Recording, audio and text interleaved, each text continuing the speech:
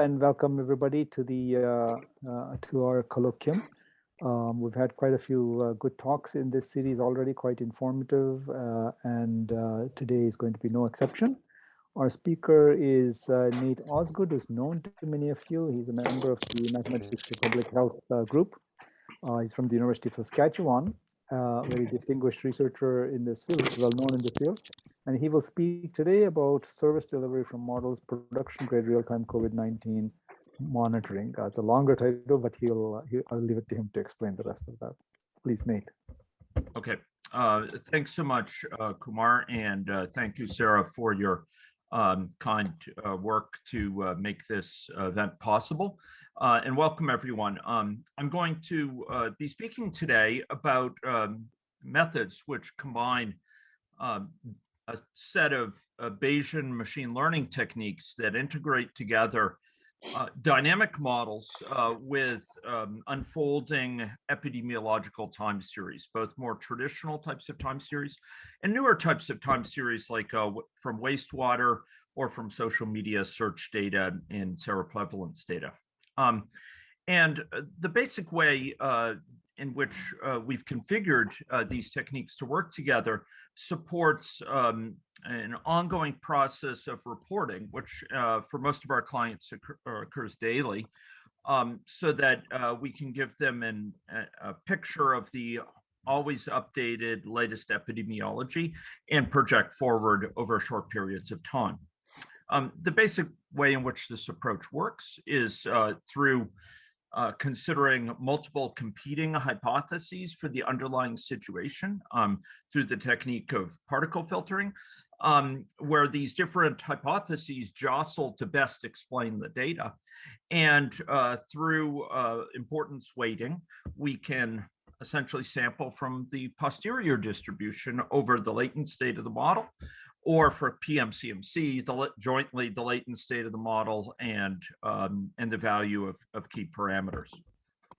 So we're going to be speaking about this particular line of work, but it bears noting that this is just one representative of one project within Mathematics for Public Health Project 9. And I would do a disservice to my colleagues in that project if I didn't give a nod to several of the other lines of work going on, which include spatial modeling, change point modeling, such as it relates to public health interventions, the techniques I'll be talking about today, but also, in something I'll refer to later, techniques combining statistical methods and agent-based modeling, which is of interest to several of our members and of longstanding interest to myself. Okay, I'm going to have to move quickly in this talk, and I'm going to ask your apologies for covering some material a bit more lightly, bearing in mind I'd be glad to expand on it in greater depth and rigor if there are questions. But my hope is in today's talk, through the agenda listed here, to share with you insights for those with quite disparate backgrounds. Those who are coming more from the public health side, this background and motivation section might lend you, some basic understanding of what these techniques bring to the table and how it differs from what's available with some other traditional types of approaches to either modeling or time series analysis. For those who are interested in learning a little bit more about particle filtering, I'm going to be providing some specifics about how that method works at a level that's intuitive, but points to some rigorous understanding about the role of likelihood functions and posterior distributions.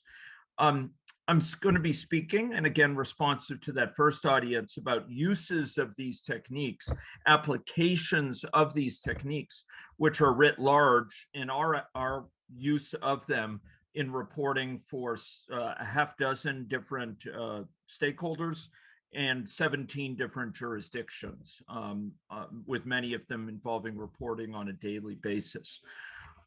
And then for those who are a little bit more grounded already in some of these sequential Monte Carlo approaches represented by particle filtering, I'll be speaking a little bit about particle MCMC, which takes the advantages of sequential Monte Carlo approaches to a higher level and allows us to jointly sample over not just the latent state of the model, the state of the model over time or trajectories in the model, but to jointly sample with parameter values.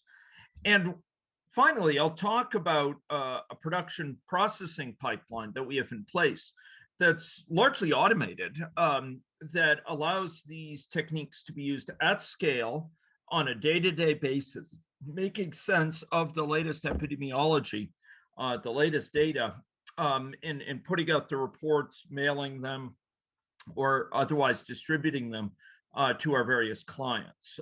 That production processing pipeline is an industrial strength type pipeline to delivering model insights to our clients on a daily basis. And finally, I'll make some notes on ongoing work and conclusions as time allows here. So this work takes place as part of reporting relationships to a wide variety of parties. I've listed many of them here, and increasingly they're supplemented by municipal parties as well. We've had reach out from several cities, and we're working to get municipal level reporting regularized as well over coming weeks and months. Much of the motivation here lies in the fact that we have these two disparate pulls on decision makers. They're asked on a daily basis to provide briefings with which involve interconnected time series about conditions of interest, in this case, COVID-19 from New York, and asked to look at them and kind of make sense of what's going on, to tell a coherent story from these when they represent the situation to the public, the press, or other stakeholders, and in their decisions. And this masks the fact that far from being solitudes to each other, these different time series are jointly coupled in pronounced ways. So, for example, take as just one exemplar the relationship between cases and test volumes, where cases surely drive test volumes. If a person presents for care, we these days will routinely administer them a test. But larger scale testing, say at drive-through sites or in contact tracing or in the context of door-to-door screening, drives cases as well. There's a reciprocal relationship there that can make it challenging to make out. And these days, the types of time series being presented to our decision makers, such as during my 13 months of secondment to the health system, I saw this on a routine basis, involve a growing number of additional time series, whether it's mobility data from smartphones, wastewater data, or the sort of social media data that we also provide in some of our relationships. At the same time, we have trying to make sense of that data. Many of us turn to models to help us with that process. And I've shown here a compartmental model, which lies at the heart of much of our COVID-19 work with these methods. But the techniques are not privileged to or particular to this specific model. It's just an exemplar of the sort of models we use to try to reason through what's going on. But a lot of that reasoning is often somewhat informal. It serves its purpose, but it's not regularized for day-to-day reporting that simultaneously aligns and combines together what we see in this daily reporting with what we see in the model. And often when we have model-based results, I get questions about, well, how does that relate to the latest spike we're seeing and test positivity, or this drop in hospitalizations but a concomitant rise in ICU? How does that fit together?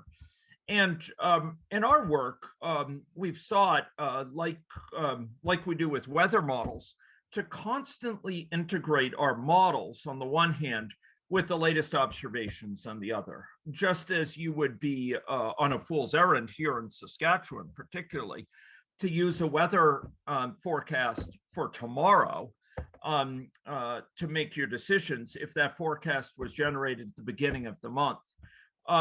So it is that we seek to, with models, integrate them with data over time.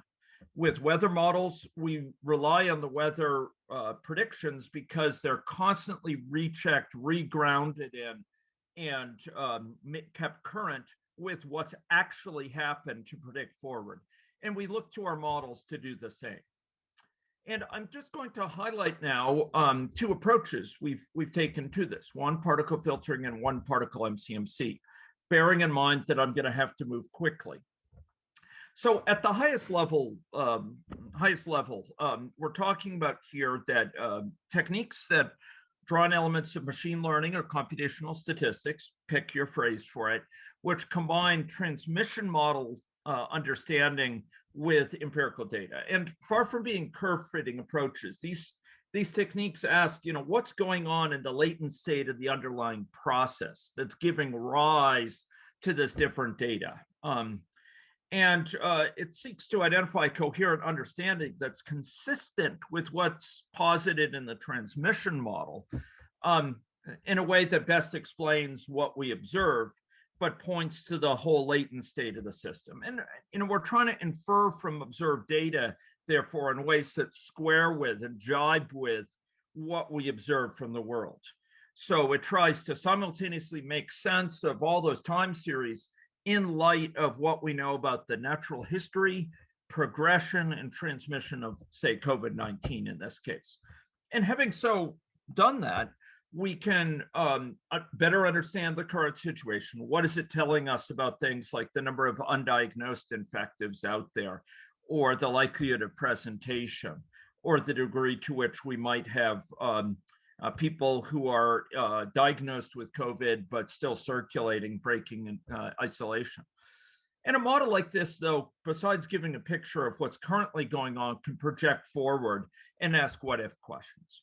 So, we're seeking broadly to take historic time series to the current moment on traditional health system data, as well as other types of data like wastewater, and many of our other case studies, we've used things like search data or social media data and data from smartphones. And we use these to estimate the features of the current situation and project, using the model so grounded, to project forward. And we undertake this process on a routinized basis that's largely automated, where the vast majority of components of it, other than loading the data, are automated, and where that can be routinized into reporting that's, say, on a daily basis or even a super daily basis.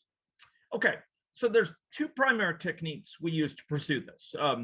One builds on the other. So there's particle filtering, which is the preeminent sequential Monte Carlo approach, which seeks to sample from the latent state of the underlying process, denoted with x of 1 colon t. And so x subscripted from time 1 to t, given the observations shown here with y. And also given the values of model parameters captured in theta, and of course the model. Particle MCMC goes beyond this to allow us to not just sample from this posterior distribution for the latent state, but sample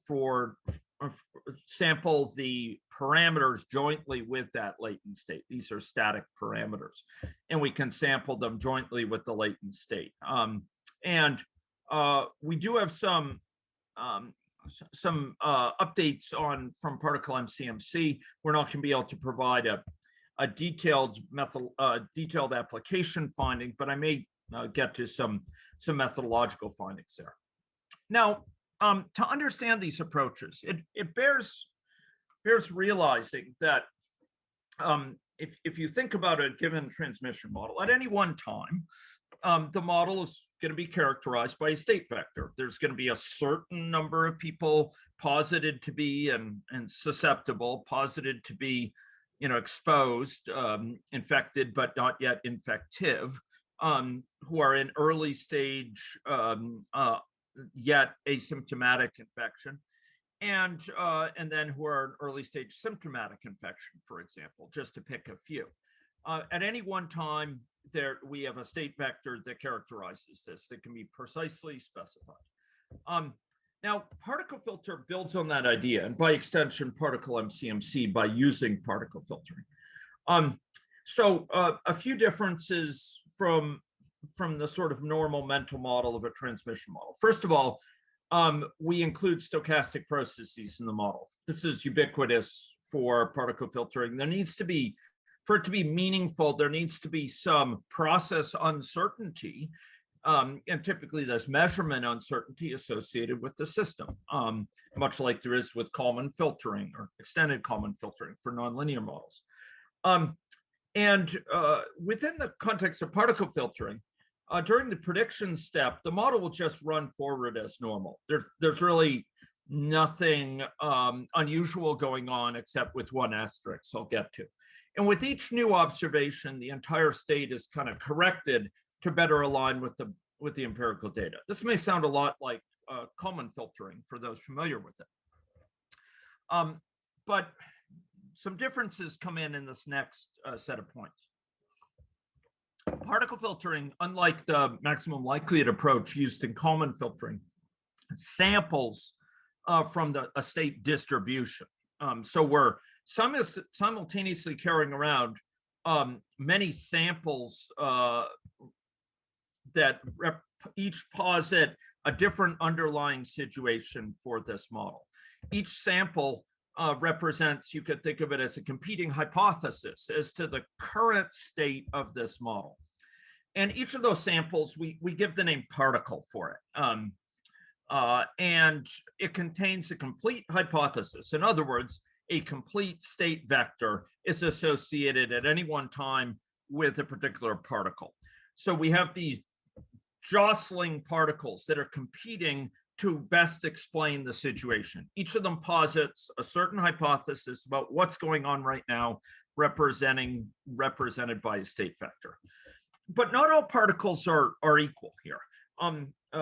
Through the principles of importance sampling, particles are lent different amounts of credibility, judging how well they've matched up, they've jibed with, they've aligned with observed data. So they're associated with weights, and the weight, you could think of it informally as indicating credibility. It's indicating how well it's matched data till this point. And there's a survival of the fittest of these particles to best explain that data, where those that have higher weights are multiplied, and those that are have low weights tend to die out. And these particles, just like your immune system has competing immune complements that compete for the available resources, you have a survival of the fittest of these particles. So we have these hypotheses that each try to explain the situation. The ones that are more consistent with the data tend to survive. And this whole process is performed recursively. So every time a new data point comes in, we don't have to re-examine all previous data points, just update the previous weights with the, in our case, multiplying it by the likelihood function. So at any one time, each particle holds a specific value, and it's characterized by a specific state vector. Okay, so broadly, I know many people here are probably interested, how do you apply these techniques at a practical level? Well, look, you take your model, you subscript it by thousands of particles. We routinely use 150,000 particles.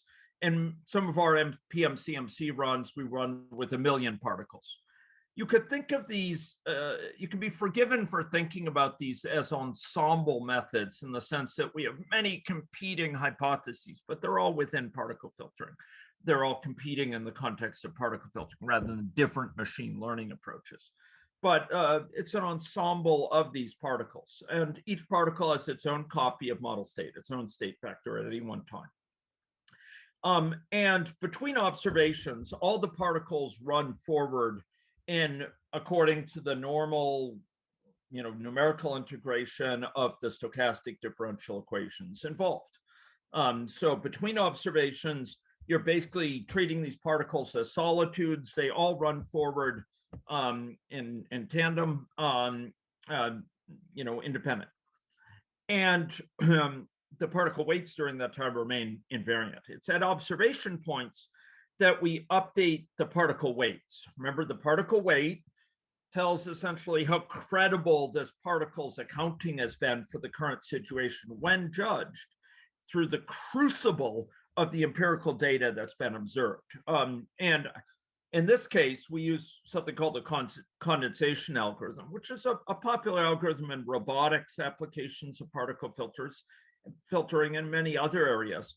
And we simply multiply the particle weights by a likelihood of observing the empirical data given the particle's current state.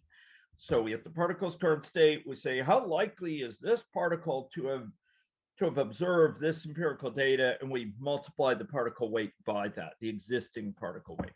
And then there's a resampling process by which particles that are have lower weights tend to die out, and those with higher weights tend to survive on.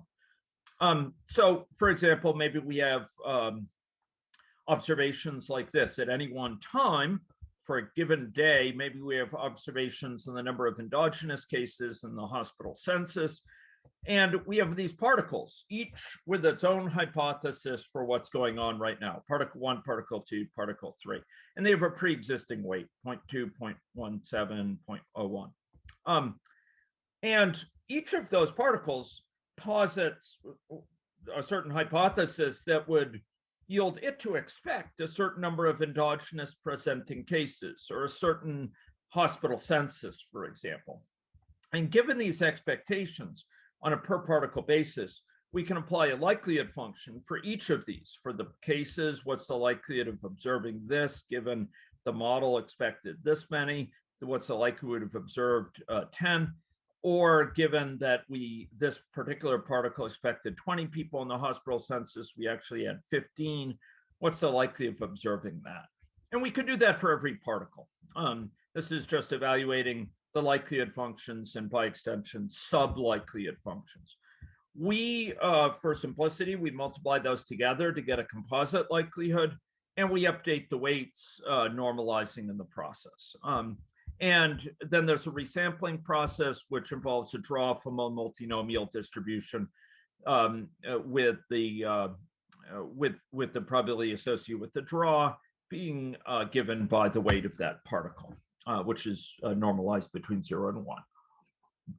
And so this tends to lead to particles with high weights to be fruitful and multiply, and those with low weights to tend to die out. So in other words, hypotheses that just don't jibe with the observed data tend to die off. Those that do jibe with it are multiplied and then undergo stochastic variability between all their different clones to project them forward. Now, I mentioned the likelihood. We're going to have to move quickly over this, but I'm glad to dive into more detail. We've made use of a likelihood in this case for simplicity that's simply the multiplication of 8 sub-likelihood functions involving, endogenous cases, cumulative deaths, high ICU and hospital census, et cetera. NICU is actually not the neonatal intensive care unit, it's non-ICU hospital admissions. And then there's one for wastewater involving viral concentration. Just to give you a flavor of this, we make use of a negative binomial distribution for new reported endogenous cases, which confers some benefits in terms of non-zero support on both sides compared to a binomial distribution. For viral load, we've examined a number of these, and the situation here is a little bit more involved. We're considering the set of people infected who shed virus into the sewer system, and as it were, publish it by flushing the toilet, in which case it goes into the public domain and it can be sampled. The shedding population we could naively compute as the sum of a set of these compartments, but in our case we weight them. We weight them by these W terms, which reflect the fact that viral shedding decreases log linearly, in other words, exponentially, as one proceeds on days since symptom onset. So this tends to lead to higher weights for the early stage infections and lower weights for the lower stage infections. And we had a first version of that we're now formalizing and working to refine. The basic deal, though, is we take that weighted average of those number of infected people, and we use either a log normal distribution or a gamma distribution. The latter is our preferred one, actually, despite what's shown here, as our likelihood function. And it tends to work very, very well. Okay. So I think I'll go a little bit light on that, other than to say we've secured great benefit through incorporation of wastewater data. It does really improve model accuracy in predicting health system trends going forward, predicting ICU admissions or hospital admissions, et cetera. It's a very important additional piece of the puzzle. And in other models, we've drawn very effectively on things like social media, search data with these techniques and we're working towards incorporating them in our day-to-day COVID-19 modeling based on some recent work. Okay, so what do you do with a model like this? So a lot of song and dance here about the methods, and I'm glad to go into with questions. What good is a model like this? Well, I like to think of it as being used for four major things. The first of them, I like to talk with less technical stakeholders about how it, or less modeling technical, in terms of population tomography. It kind of provides a consensus portrait, between what the model characterized and what you model would expect and what you see coming in via empirical data of the current situation and in the recent past. And so it kind of provides, just as with an MRI or CAT scan, we take many, many images and knit them together into a 3D view of a patient. So it is here that we take many, many different time series, different models of varying pedigree, and we knit them together into a consensus portrait of the underlying epidemiology as represented by those model compartments. So some of these things can be compared with empirical data. For example, here's confirmed and suspected cases for Saskatchewan over time, where we're matching up model cases on the one hand with observed cases on the other, in a way that has been continuously informed by this data. Or wastewater concentrations, where the model tries to make sense of the wastewater estimate, including its statistical variability, by matching it up with its posterior distribution as generated by the underlying epidemiological situation. But there's many quantities that we can't directly compare with empirical data, because we don't have the ability to measure these things. Like by definition, the number of undiagnosed infectives out there, the model, that's a part of the latent state of the model, or the effective reproductive number in the model, or the force of infection. And that's part of this population tomography that on a day-to-day basis, on a routinized industrial basis, we send to our stakeholders, be they at the municipal level or at the national level or at the provincial level. In addition to this, we engaged in projection and forecasting. So having grounded a model, we have a full understanding of its latent state that's posited as a distribution, not putting all our eggs in one maximum likelihood basis, but as a distribution, a posterior distribution. We can project that forward with weights remaining invariant. So we forecast hospital system quantities forward, hospital admissions, ICU admissions, unfortunately, due to inaction by our government to our warnings from as early as June, our urgent warnings from June and subsequent months, ICU admissions and hospital admissions are at the center point of so much thinking right now within Saskatchewan. So we can project forward. I will just mention two other uses of the model that I haven't had time to talk about. What if questions, asking about interventions. We've used these models for that as well. Given the current situation, as best we have integrated all the latest data from the health system, what is that telling us about the impact of what if possibilities of possible interventions or public health orders? And then backcasting, where we actually do historic reconstruction based on what's actually happened since then, as well as what data was known until that point. What was really going on back then? It can be very instructive. If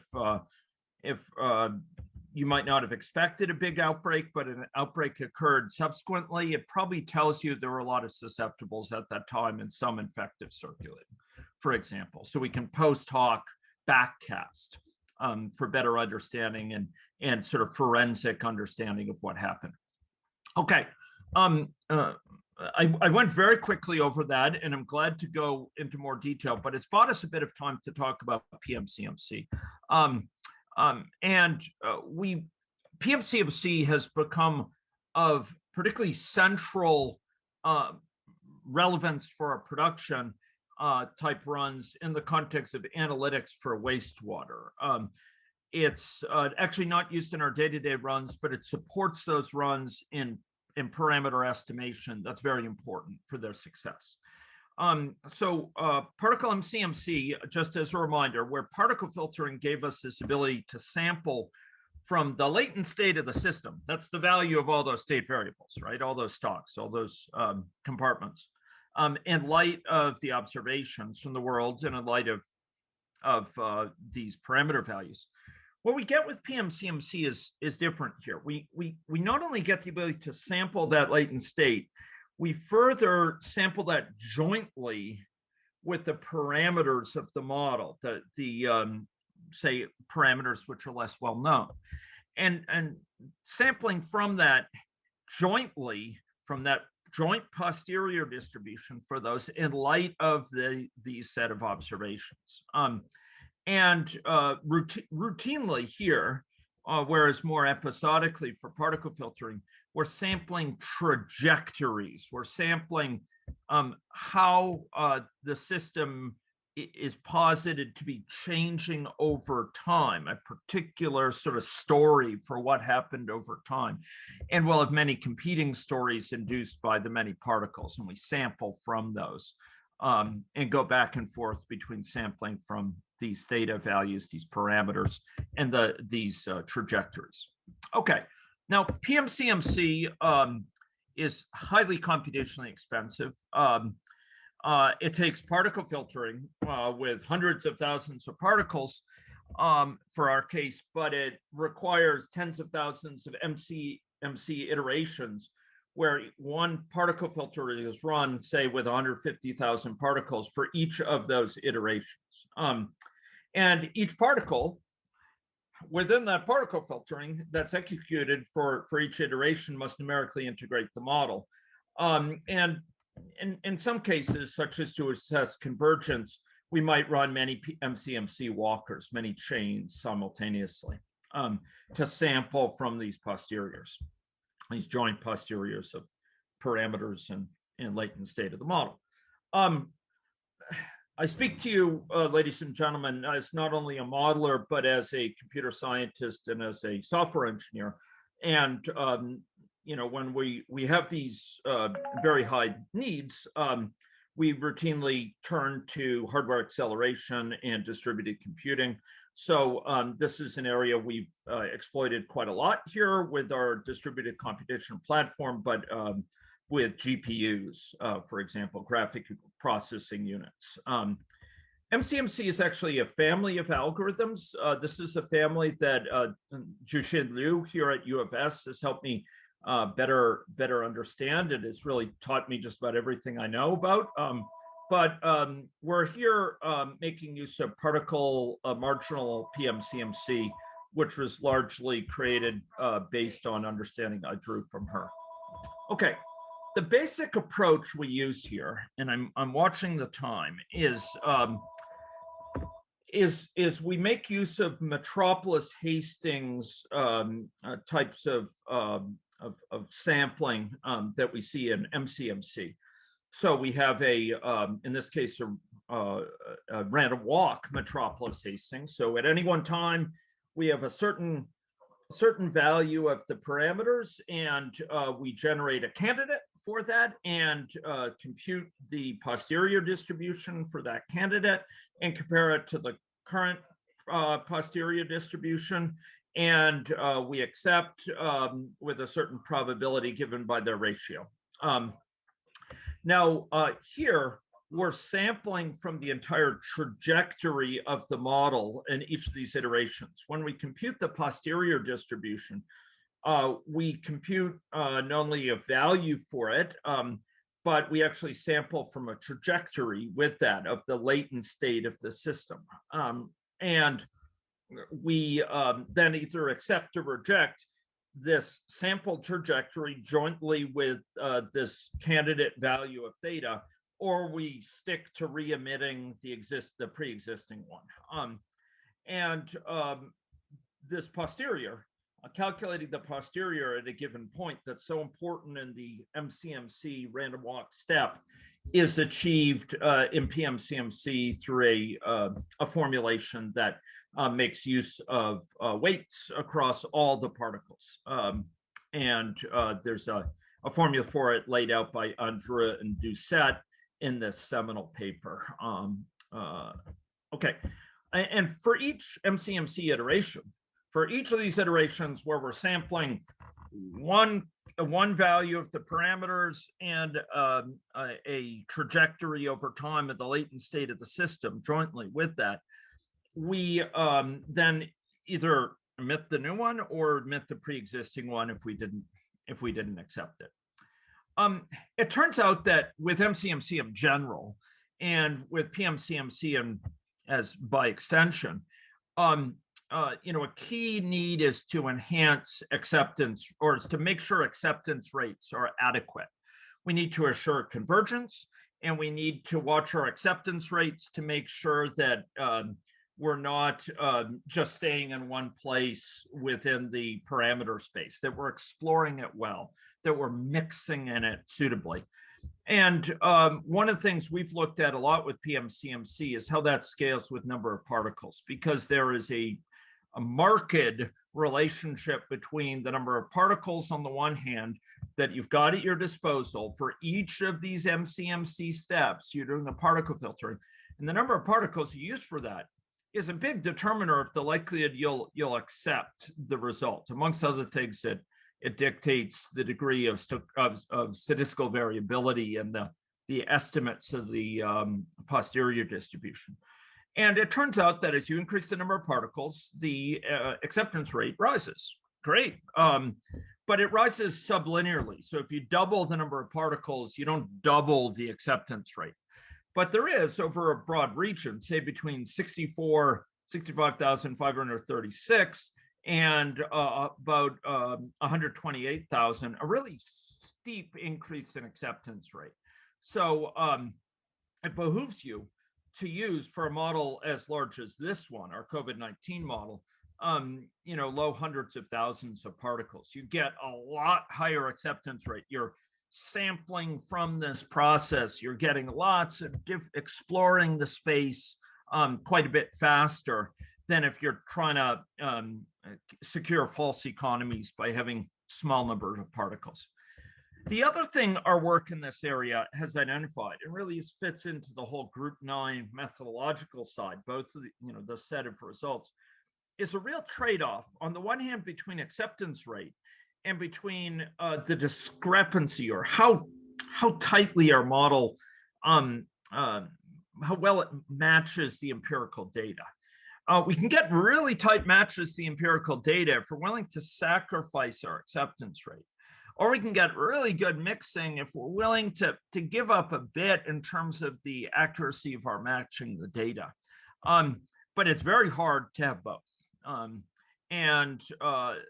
Much of our tuning of PMCMC for our wastewater and so on has been securing a decent acceptance rate, while at the same time getting a value of the discrepancy from empirical data that is suitable.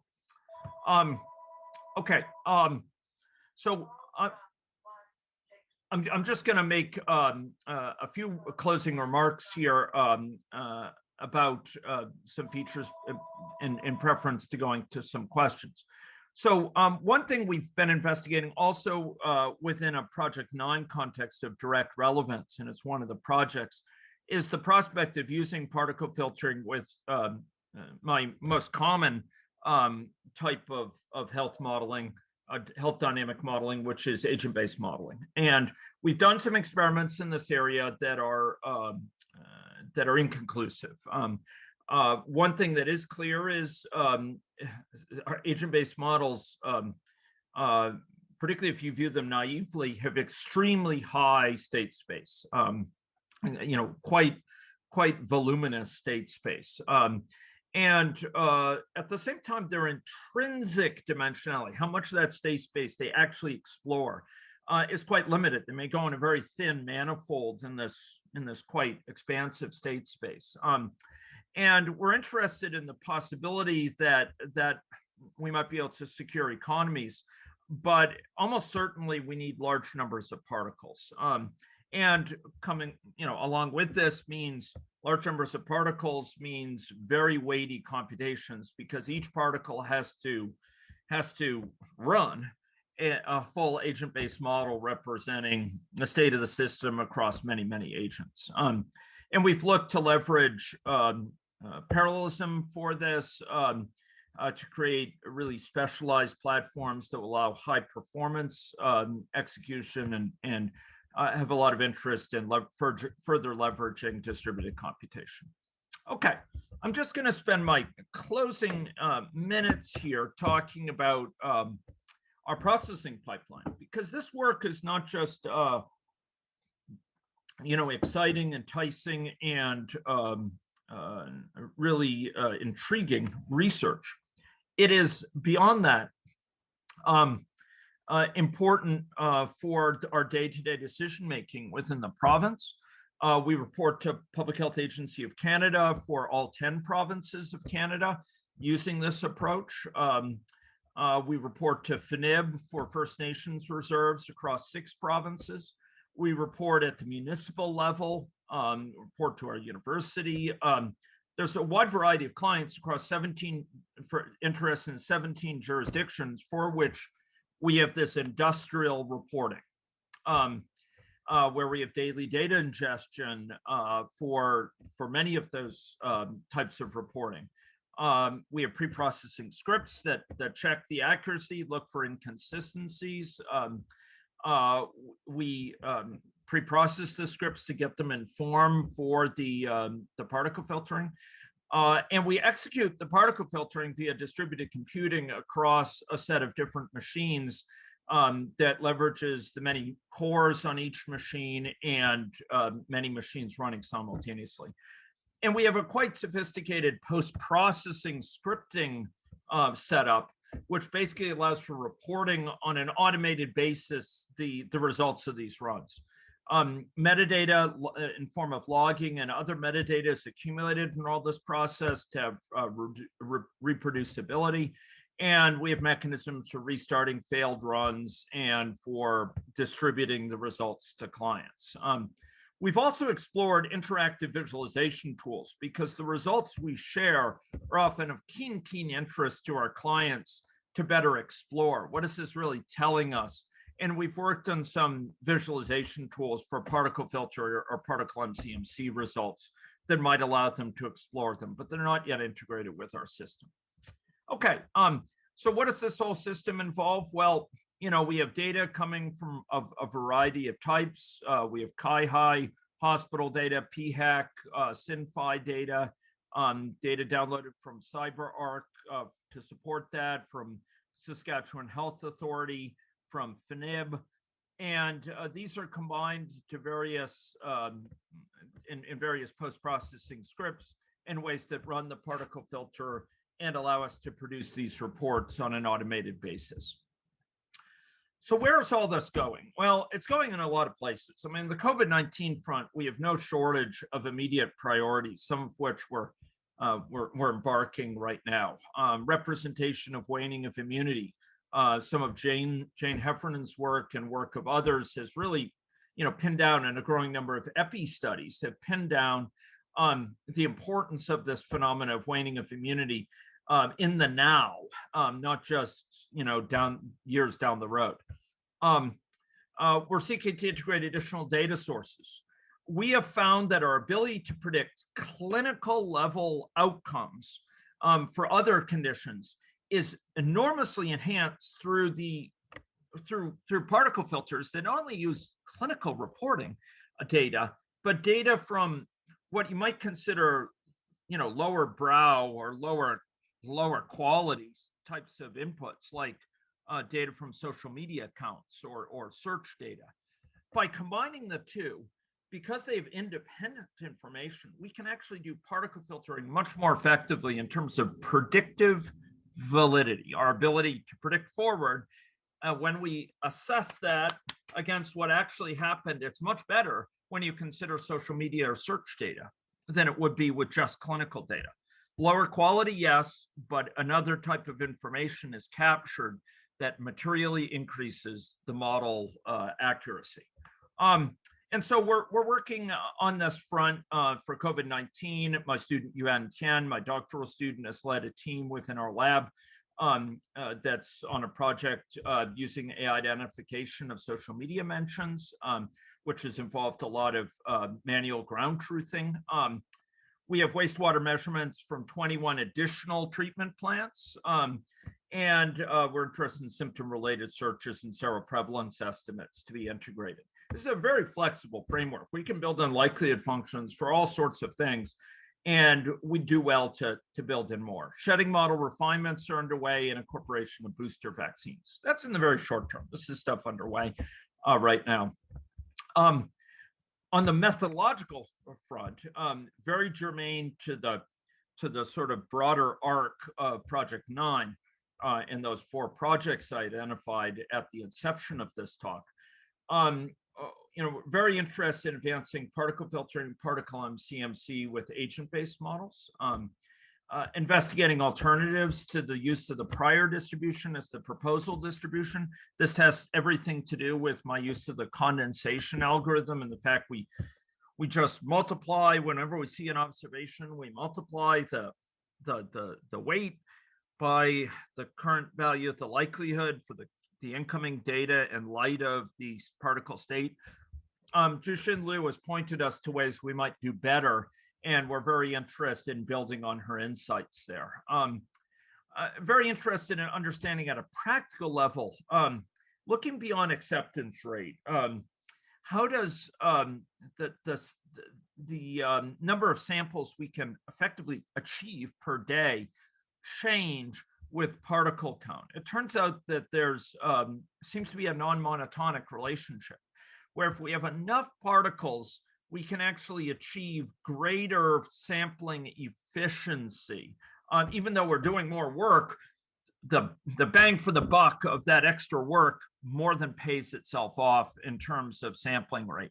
So it takes more processor time, but it pays off because convergence occurs quicker with the PMCMC.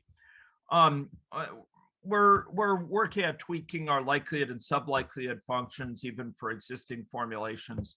And I'm very interested in how particle count impacts nominal state space dimension and the requirements, it's impacted by state space dimension. As we grow our models, to what degree do we really, if we double the size of our model, to what degree do we need to double our particle count? Or because of the coupling involved, is it sublinear? I suspect it is. And several lines of evidence suspect it is. If you double the number of state variables, you don't double the intrinsic dimensionality. Okay, so some conclusions. A whirlwind look here at several different techniques. Models gain a great deal of additional value if they're used for service provision with ongoing states. You take a model that can be used for what if questions. If you can keep it constantly current with the latest data, the answers to those what if questions will be more accurate, and it will have more credibility with public health decision makers because it will have incorporated the very latest observations. Infrastructures fundamentally enable the support for the scalable service delivery. The fact that we have this largely automated system, short of downloading the data from secure sites that don't have API level access, this is an automated system, and my team has done an incredible and world-leading job in making that possible. And really that enables the scalable model delivery. Particle filtering is really well suited for this area, and PMCMC by extension. And it's particularly versatile because we don't have these strict distributional model form assumptions we see, say, for Kalman filtering or extended Kalman filtering, colored Kalman filtering, and its variants. In the presence of aggregate dynamic models, particle filtering for COVID-19 can really perform well at different levels. We've used it well at the local level, starting in early summer 2020, all the way up to the national level on a routine basis. It's not a turn the crank process. It does allow us to make use of diverse time series, including non-traditional ones like time series derived from social media, search data, and wastewater data, beyond traditional tools. And smartphone data, my student Wenchil Chen has done some great work with particle filtering and Kalman filtering with that. Reporting pipelines can allow for very effective use of this, but bear in mind, we need tens of thousands of particles. I really want to close this talk by giving a nod to two heroes in this area. Xiaoyan Li there on the left. This was just prior to the pandemic. You could see her birthday is a popular one within the group. She served our province for 13 months alongside me, and together with Lu Jie worked many nights past midnight to get these systems up and running. Lu Jie is the mastermind behind our reporting pipeline, our distributed computing base, and our scalable system for day-to-day reporting and model ingestion. And I'd also like to give a thanks to Jeremy Ung, who did a lot of our work with advancing our particle MCMC, and this incredible team with Vyom Patel, Aaron Todarash, Eric Redekop, Ben Camplin, Longpham, and Tom Purdy, who have advanced this work. And I should close there and open the floor to questions. And I'm glad to extend my time if there's questions that move beyond the hour. Thank you very much. Thank you, Nathaniel. Congratulations for fantastic team. You be careful to keep Xiaoyan. We almost got her before the pandemic, and it's not sufficient time, so you better keep her and treat her well. We're trying. Questions and comments?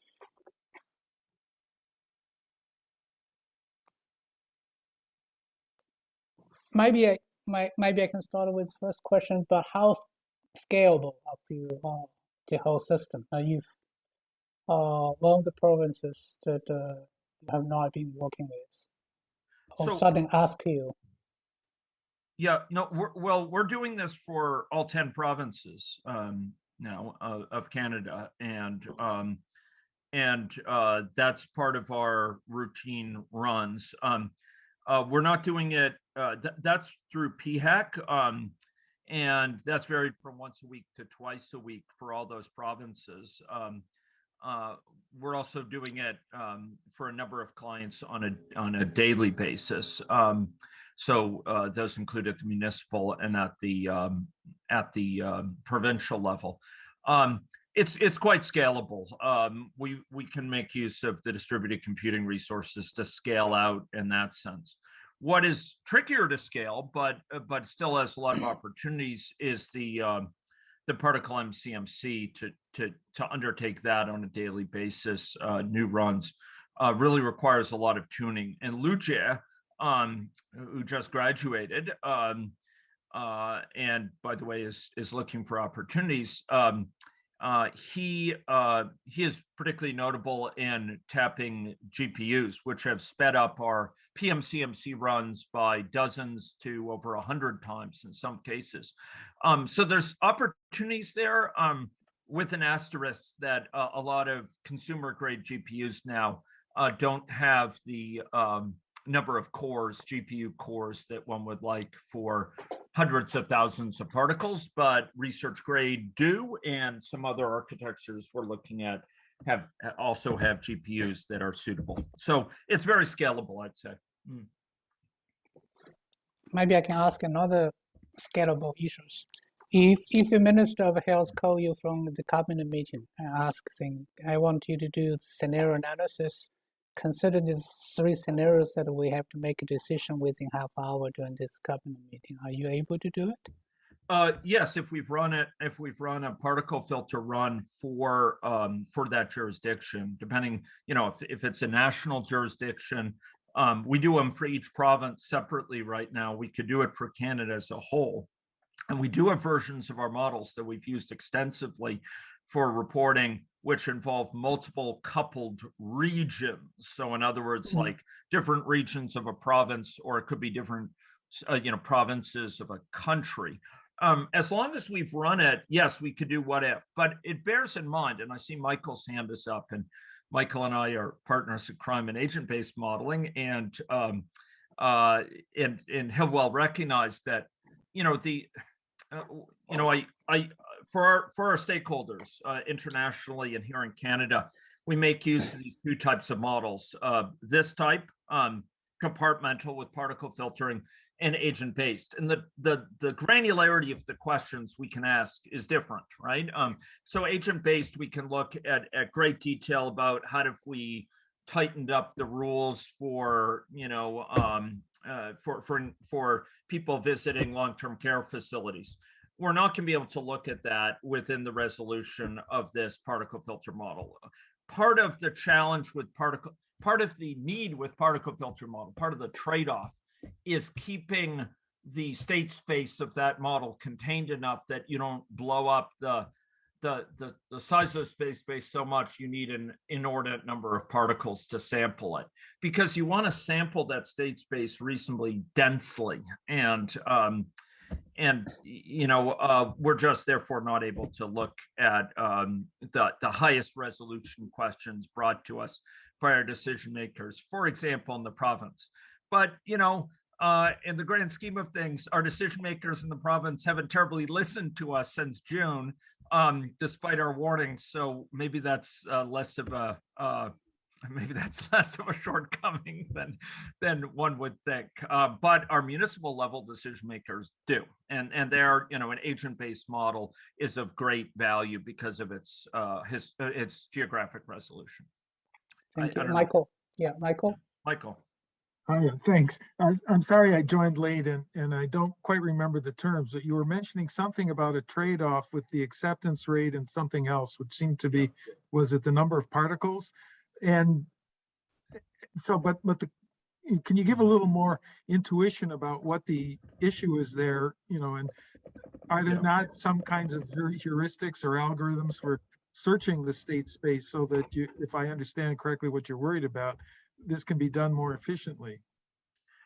Yeah, it's really 2 trade-offs involved. One is with the number of particles from the acceptance rate. I mean, we're seeking here to sample from an underlying distribution, and if we have too few particles, the particles collectively, bearing in mind that they're weighted, so you always need to consider a particle with its weight, never separate from it. But collectively, through their weights, through the principles of importance sampling, they define a distribution, and you sample from that distribution. If you have too few particles, and a large state space of the model, many here compartments, you're going to be dealing with, statistical reliability in assessing the value of the posterior distribution. You're going to be sampling from an importance weighted approximation to the posterior distribution that's not a particularly good approximation, and therefore you're going to have the situation where you're sampling along in PMCMC. This is PMCMC specifically. This is not particle filter. This is a PMCMC encumbrance. You're sampling along, and you get a really, really good, just by chance, by statistical chance, you get a really, really good draw. It has a really good posterior, just by a fluke of how it lines up. And then you're going to stick with that. You're going to stick with this, as you sample other values of the attempt to consider other candidate values for the parameters. And you're going to have a hard time matching that anywhere close to it. And so you're going to tend to stick where you are a lot. And so you tend to get very, that was for this, it's germane here. And so that leads to very low acceptance rates with low number of particles. That's true. But as the number of particles rises, you're getting a much better approximation to the posterior distribution. And this affords you a more statistically reliable sampling from that posterior distribution, and a more and a better value estimate of the value of the posterior distribution at a given point, a given value of theta, the distribution. The parameter values, and then that supports better mixing within the chain, because you're less likely to say this is the best, this is the greatest place in the states in the parameter space, I'm just going to stick here. You're more likely to sample it well, and that's what we see exactly. So as the number of particles goes up, we can mix much more effectively. We have a much better acceptance rate for PMCMC. But there's also this trade-off between acceptance rate and discrepancy. And the idea is, look, if you have a really good sampling going on of the discrepancy, it will tend to lead to you want to stick in that area that's really favorable and explore less. And this is true even with significant numbers of particles.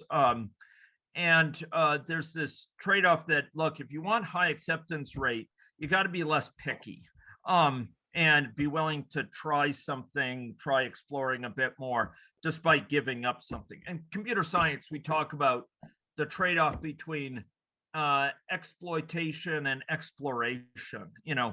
Exploitation takes something that's good and sort of deepens it, whereas exploration tries to find other good things, and rather than investing in this one. And there's a little bit of this trade-off here. So we can get really good matches to the empirical data if we're willing to get kind of poor mixing performance, or we can get really good mixing performance if we're willing to have somewhat higher total discrepancy. I don't want to overplay this. I mean, this is a fairly small range, 5.55 to 5.75. All these are pretty good samples, but there is some trade-off here, as indicated by the steep nature of these curves. If you want better acceptance rate, in other words, you want to accept more frequently, like 1 out of every 10 instead of 1 out of every 250 or 1 every 500, you're going to end up getting a higher total discrepancy. That's what we found empirically when we look at these trade-offs. So, yeah. Could there be something that's done? Yeah, we've thought about modifying the algorithm to try to deal with this. But I need to be very cautious because we want to maintain the formal correctness of the algorithm from a statistical standpoint. And I need to go back and talk with Jushen about this, because she needs to help me understand what would be a legitimate innovation and what would be just sort of computer science ad hocery, to which I'm not predisposed. Yeah. Thank you, Michael. Martin, you have the next question. Yeah, you may. I'm not entirely sure if I'm fully tracking this, but I thought there was a huge issue with the particle filtering. At the beginning of a pandemic, there's going to be huge sampling error because our ways of measuring what's going on aren't going to be that brilliant. Isn't that going to lead to particles being dismissed quite early on that possibly shouldn't have? Yeah, this is a great question, Martin. And we have seen some evidence of that. So we started this work with the particle filtering in February of 2020, and it was operational for runs that we were using to inform the decision-making in the health authority by May or so 2020. And a lot of the measurements there, I mean, like, the sampling regimen, the availability of tests, et cetera, was a lot less than today. And even the clinical diagnosis was just getting into, to recognize the variety of presentations, particularly for elderly, for example, where the presenting symptoms are quite different, et cetera. And so, and sometimes they wouldn't even test people that are presumptive. And so we did have some issues with that. But what we found is that within like a few weeks of starting up the particle filter, it tended to come to a very good consensus picture of what's going on that was kind of a least bad accounting. Do remember that in contrast to something like extended Kalman filtering, which can handle, extended to handle nonlinear models, which kind of puts its egg into a maximum likelihood, basket, and has a range of variability around it. Particle filtering does allow for non-unimodal, for multimodal sort of posterior distributions. And so we would have our particle filter sometimes, sort of having two different interpretations of the situation. But once you integrate up day-to-day data, every day new data is coming in, every day there's observations. And the fact you can't fool yourself for too long. If you miss a bunch of cases early on, some of them are going to show up in hospital, right? They're going to present one way or the other, the ones who are most serious. We had under ascertainment, to be sure, but we also had that hospitalization, avenue by which people would be identified. If there was a large number of undiagnosed infectives, we would know it in another week or two. And so I think in that context, backcasting was something we did. We were interested in what was going on very early on when we had such poor ascertainment and so on. But it fairly quickly got into a state of being pretty confident in its interpretation in a way that was very predictive, predictive going forward. And I took that as a sign, proof in the pudding, that it's onto something. It smells the situation. Yeah. I thought the backcasting would be one of the huge ways of looking at that. But I thought also, as well as the backcasting being a way of checking that everything's running right, it could actually be quite a useful tool for saying where the holes are early on in the terms of the in terms of sampling error, where are the learning lessons forwards for other pandemics in terms of a health system. I couldn't agree more, especially in this time. You folks are, those in different provinces are an entirely different world than we. But, like our province has suspended certain types of testing now. And early on, there was real fights. I was in the health system for 13 months doing this work, and there were real fights about should we sample asymptomatic cases, for example, or contacts of cases who are asymptomatic. Do we test them at all? And there were questions about, should we be doing how much admittance testing should we be doing in hospital? How should we use that data? Questions about utility of different types of testing that are very germane for this. And I couldn't agree more that, like, scrutinizing some of those decisions, what did we miss by not having this certain line of evidence? It's a very good point of how it could be used. I like that a lot, and I appreciate that, you advancing that.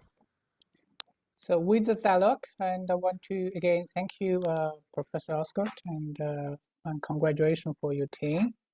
And we appreciate your time for speaking to us.